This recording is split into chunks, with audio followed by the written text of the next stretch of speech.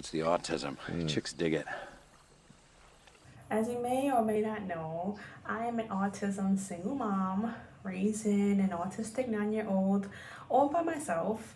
So I decided to watch a movie called Ezra, which was promoted as a movie about autism, and it had freaking Robert De Niro in it. So that like really caught my attention. When I saw Robert De Niro in a movie about autism, I was like, hell yes, I need to watch this. I was so pumped about it because I love anything that Robert De Niro is in. And then you add autism in it, I was like, oh my gosh, this is gonna be so great. This is gonna be a freaking heart-tugging, tear-jerking movie about autism. I am here for it. I was so freaking excited for it. And then I watched it. and then I watched it. And when I tell you that I spent an hour and 40 minutes in pure rage, I freaking mean it. So first I want to give a big spoiler alert. If you want to watch the movie Ezra, I say you should just watch it before you watch this video because I will be giving major spoilers throughout this video. And if you are an autism parent in any way, shape, or form, I suggest watching it and just forming your own opinion first, and then maybe come back here and seeing if you agree with me or disagree with me, because I feel like I'm in the minority. I looked at a lot of ratings about this movie and apparently everybody loved it.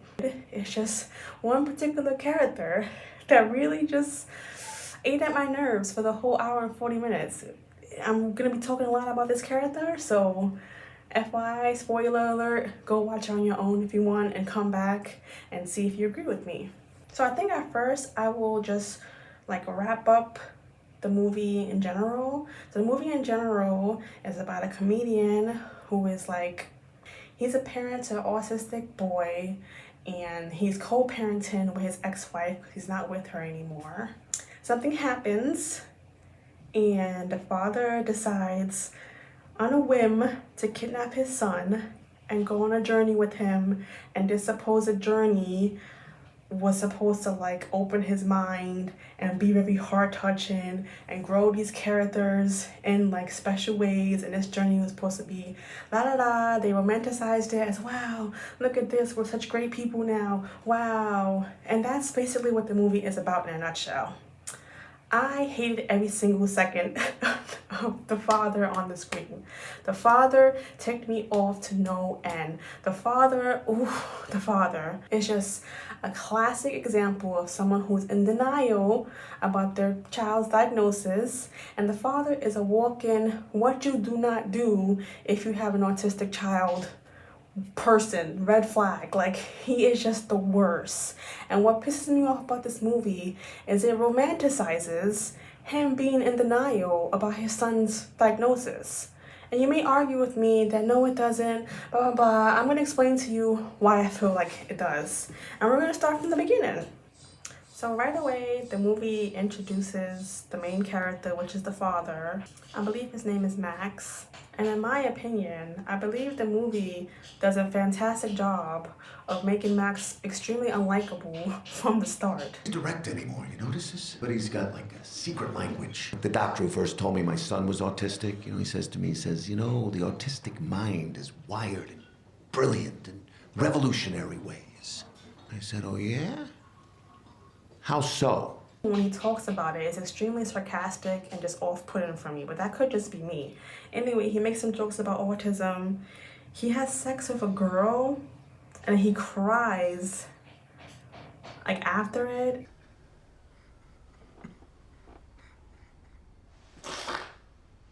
Hey, are you crying?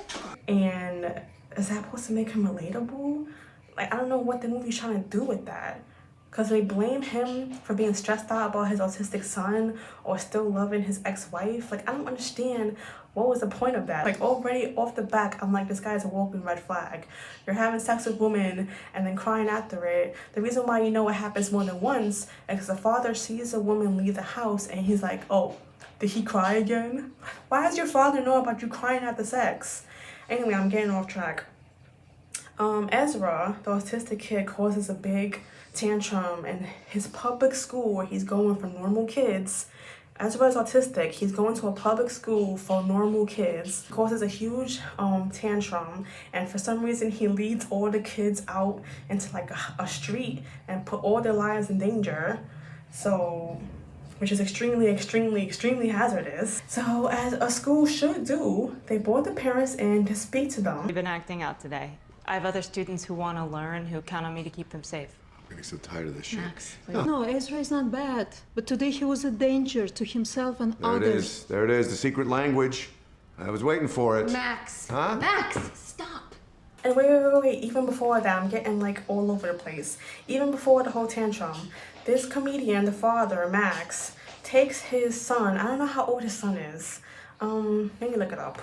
He's 11 years old, which is not that terribly young, but he takes his son with him to his comedy stand-up because his son is his mojo. He mentions this several times in the movie. His son is his mojo. He uses his son as good luck. So he takes his son to these bars where he performs at, which have alcohol, which has smoking, which has just a bunch of raunchy comedians doing raunchy jokes. He himself does raunchy jokes. So he takes his 11-year-old autistic son with him to comedy stand-up because he's his good luck charm. And this is a character we're supposed to be morally behind. We're supposed to like root for him. I'm already pissed. The movie is like 12 minutes and I'm already pissed. I already don't like this guy. He cries after sex with random women. He brings his 11-year-old autistic son with him to raunchy stand-up because he's his good luck charm. Anyway, going back to subject. So the father and the mother go back to the house.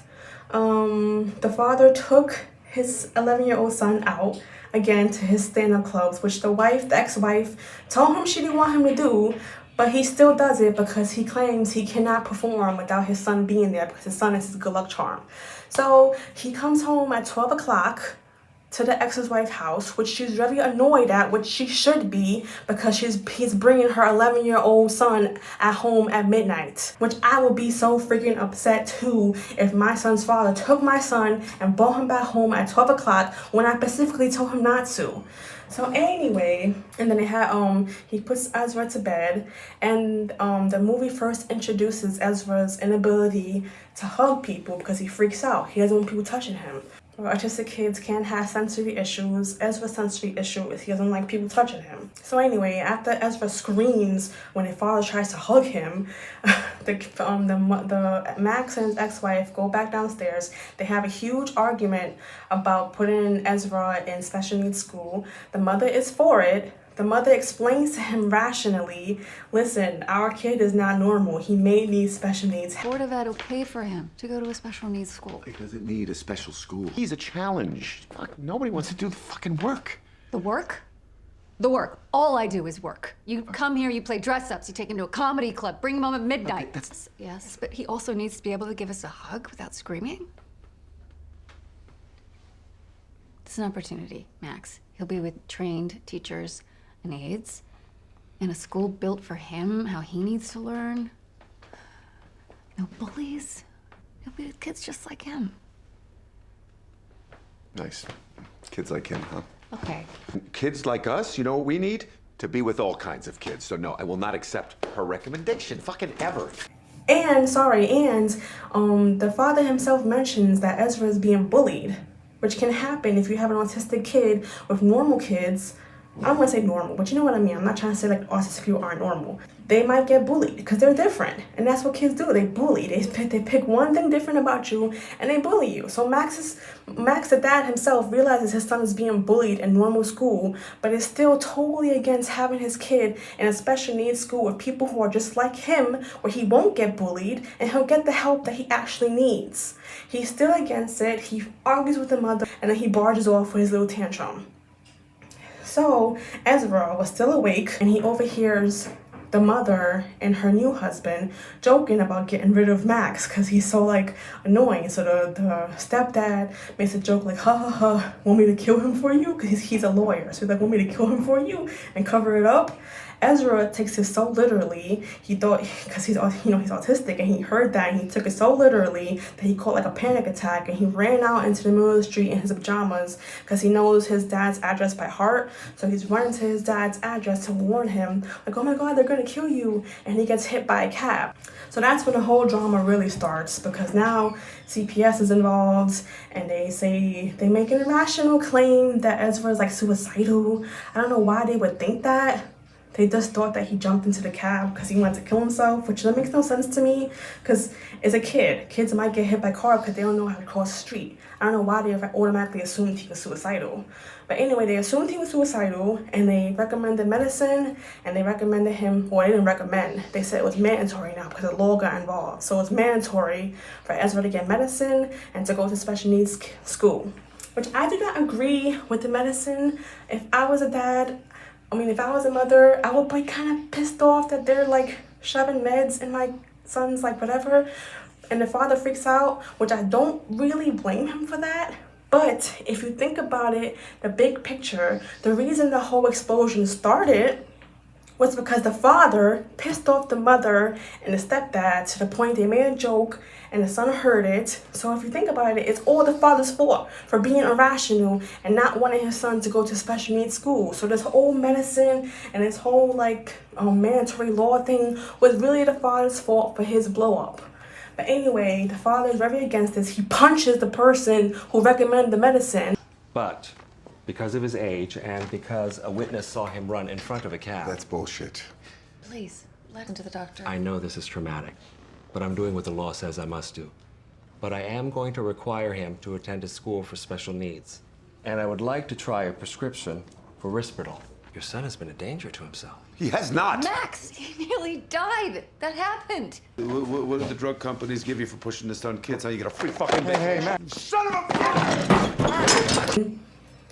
He's a fucking freak show. This father's a fucking freak show. I'm sorry. He's a freak show. His rage is unbelievable. The way he explodes on every little thing, it just drives me crazy. He punches the person who recommended the medicine in a special needs school. And I think to some certain extent, the director of this movie is like acting like that's a heroic thing. Like, how dare you suggest medicine for my kid? I'm gonna punch you.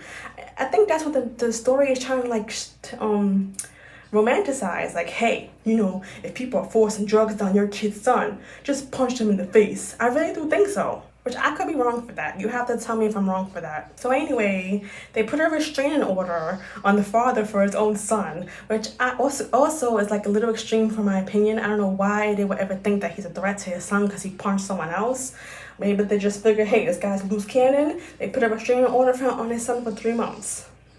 The father breaks that restraining order and goes to visit his new son, his son in his new school, special needs school, and he sees his son all high on the medicine and sitting by himself because he doesn't know anybody because it's a new school.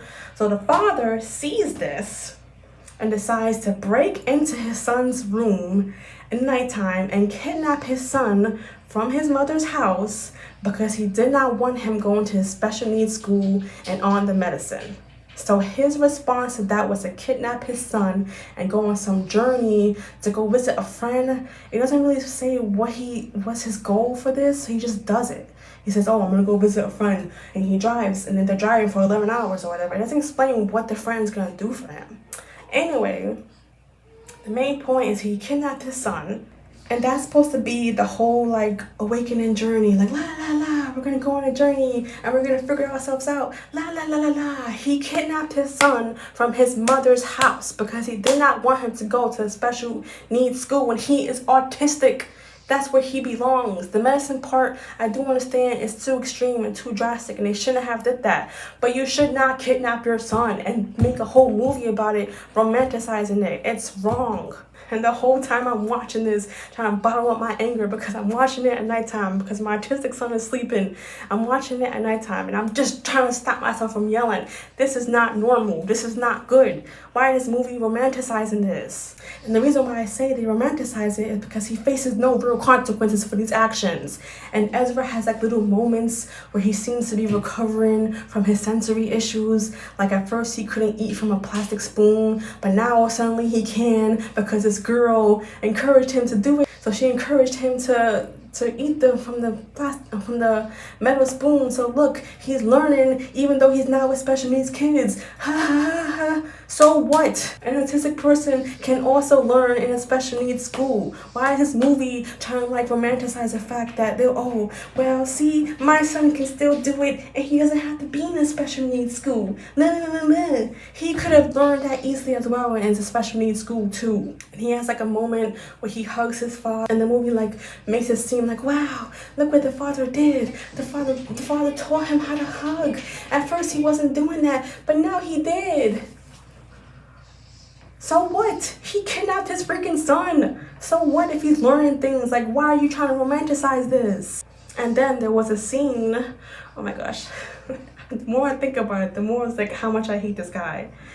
He's on the run now because mother called the cops, and the cops decided to do an Amber Alert, which is very extreme in my opinion, I will admit. But they only did that because she gave this man 4 days to bring Ezra back, and he did not. So the cops are like, listen, your son's missing 4 days, why didn't you tell us this sooner? So they issued an Amber Alert because it's been 4 days. I feel like if she would have called them as soon as he took them, they wouldn't have did that. But she wants to give him a chance for some reason, which I did not agree with. If someone takes my son, I don't care who it is. It could be Jesus Christ himself. I'm calling the cops. So anyway, he's on the run, and like they're in a highway at nighttime, and I think he sees like a cop stops. He sees a cop, whatever you call it. So he drives off-road in the dark with his son in the back seat. His son wakes up terrified what they're doing. Whoa, what's wrong? Nothing. Back to sleep, buddy. Come on, it's late. He goes on this rocky ass road in the middle of the night to save his own ass from the cops, and the car crashes into a tree, which of course it fucking would. He drove off road in the middle of the night.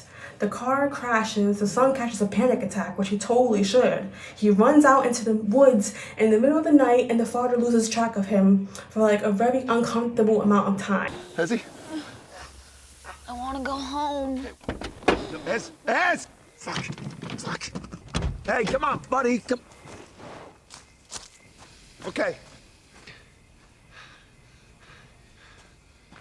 Fuck. Ezzy! This father dragged his son into the middle of the woods at nighttime and lost track of him. And we're supposed to be on this guy's side. Anyway, this is giving me anxiety talking about this. Anyway, he finds the son, and the son gives a speech that literally made me cry. I do not cry at movies. That's not me. I don't cry. This speech made me cry. Why did you take me? Why did you take me if you don't know how to help me? I'm superhero. You're everything. You're my mojo. I'm not your superhero! I'm not your mojo! I'm not your buddy! I'm your son! And you're my dad, my dad, my dad, my dad, my dad, my dad, my dad! It was so beautifully well said, and it's literally every problem that I have with his father. The son says it beautifully. He goes, I am not your mojo, I'm your son. And you're my father. You're supposed to, I'm getting worried saying, you're supposed to protect me. You're supposed to take care of me. Why can't you take care of me the way I need to be taken care of? He says it so beautifully as he expresses what I hate about the father so much. The father is supposed to be there to accept his son the way he is, not take him across the country running from his diagnosis. And you would think in that moment the father would have a realization of what he's done wrong and would turn himself in and would hand his son back to his mother. Does he? No, he does not. You know what he does instead? He calls his father and tells his father he was about to hit his son. Oh, I almost hit my kid. What happened? What happened? What? I almost hit Ezra. Like, what? Why would you want to hit your son? Your son got a panic attack for what you put him through. You scared the fuck out of him, so he ran out the car. Why would you hit him for that? This guy is an absolute psychopath. I cannot figure out the reason why he does anything. So I'm gonna try to wrap this up because I've been talking way too long about this movie. So that's kind of like the climax of the movie. They have that scene. The father finally realizes something is wrong with him, but he doesn't realize the main issue with himself. So anyway, going to the end of the movie now. The end of the movie was just, it was no resolution whatsoever, in my opinion, no resolution whatsoever. The mother and Robert De Niro, which plays Ezra's granddad, Max's dad, they find Max about to perform on the Jimmy Kimmel show, which is insane because if someone has an Amber Alert, how are they still scheduled to be on Jimmy Kimmel? Does Jimmy Kimmel not check his guests? Does he not do background checks on his guests? How did they not know he had an Amber Alert on him? Anyway, they didn't. So this guy was about to set up for his stand-up on Jimmy Kimmel. Future Norma here. As I'm editing this, I forgot to mention, and this is another reason why I hate the father, because the whole trip started out to be saving Ezra, right? But once the father gets a call that Jimmy Kimmel wanted him on the show, the trip then became selfishly all about the father, because the father totally ditched his plan of saving the son and decided to take his son with him to LA to perform at Jimmy Kimmel Center, because like I said, he sees his son as his mojo. So he still plans to take his son with him to do a Jimmy Kimmel show after the son just told him he didn't want to be his mojo anymore. He didn't want to have that relationship with Timo. He wants his father to be his father. He still decides to take him to Jimmy Kimmel. He's still selfish. He still learned absolutely nothing from that speech that Ezra just told him, which is why I say the father absolutely learns nothing from this whole ordeal. He learned absolutely nothing. But the mother and the cops, they all show up, they all find him. And then we had the last scene, the last climactic scene, which just, oh God, which just pissed me off even more because the cops show up and they say, listen, sir, you have an Amber Alert on you, sir. We have to arrest you, which is perfectly logical for cops to do because there's an Amber Alert on you. But now the mother is taking a step back and being like, hey, there's no problem here, officers. My son is right here. Everything is okay. I'm going to call it off. That's not how Amber Alerts work. Your son was missing for 4 days. You had no idea where he was. Why are you siding with the father now? So the cops were like, being a little aggressive toward the father, which is totally fine because there's an Amber Alert on him. But now the mother's like, hey, back off. That's my son. And the dad is like, hey, back off. That's my son. Like, they're there to do a job. You have an Amber Alert on you. You can't just take it back. And the mother's like, everything's okay now. Look, my son is fine. Everything is okay. That's not how that works. So anyway, the cops get aggressive, but the main lady did try to walk Ezra away. She said, hey, do you want to come with us? Because we got to take your dad somewhere. She was trying to be nice. Hi, Ezra. I'm Jessica. We're going to take a little walk, all right?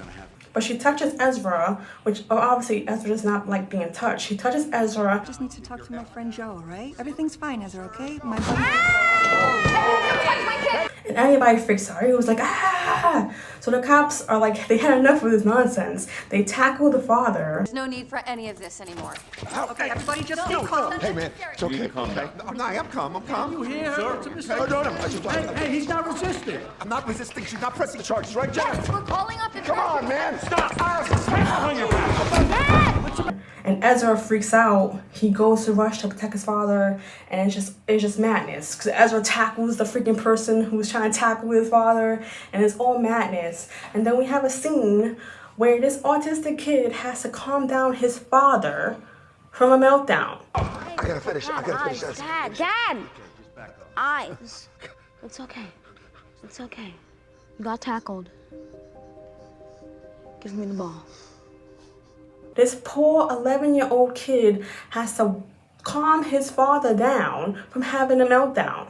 And the movie tries to romanticize it as, look, his son is helping him now. How nice. Where was the father at for any of this? Every time Ezra caught a meltdown in this movie, the father would just be like, hey, don't stop being like that. Walk it off. Like, there's one time when Ezra has a problem eating with a metal fork, and the father literally goes like, stop being stupid. Get over it. Metal hurts my teeth.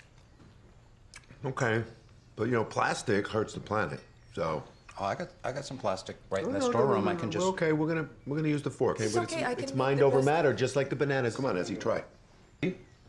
Ez, come on, that's not polite. Pick up the fork and try, please. Ez? I need plastic. Mom has plastic. Okay, well, Mom's not here. But here's his son being so freaking kind and so understanding, helping him walk through his meltdown when his father did not once do that throughout the movie. Throughout the movie, the father put all his breakdowns, was like, he shoved it off. He told him to swallow it. He wasn't there for his son the way his son was there for him in that moment. And I'm like, how dare this movie romanticize a son having to carry the mental burden of his father, and his father did not once do that throughout the movie. How dare this movie?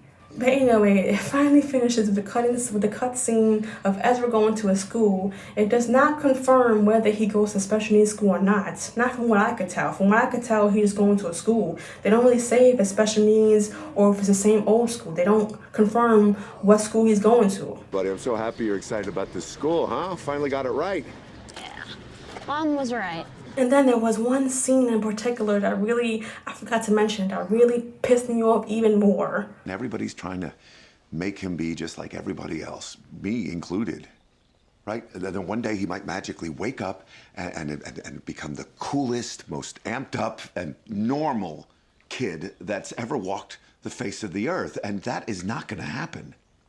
It's not. It's never gonna happen. So I have to protect. Like, they try to hype that up as some kind of motivational speech for stop thinking autistic kids are gonna be normal. They're never gonna be normal.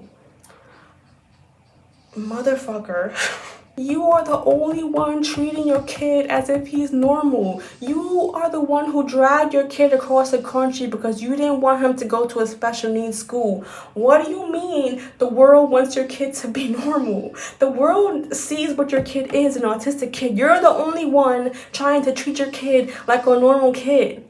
If you really felt that, if you really accepted your kid was never going to be normal, why don't you let him go to a special needs school where he should be going to get the help that he needs? What are you even talking about right now? Why are you trying to make yourself seem like the hero when you're not? And not once in the movie does this guy acknowledge the fact that his son is autistic. He does in his stand-up.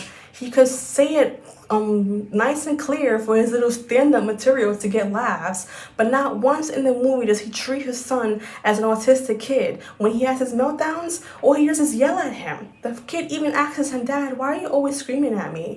Why do you always yell? He not once does he treat this boy the way that he's supposed to be treated. Not once does he deal with him in the rational manner you're supposed to deal with autistic kids.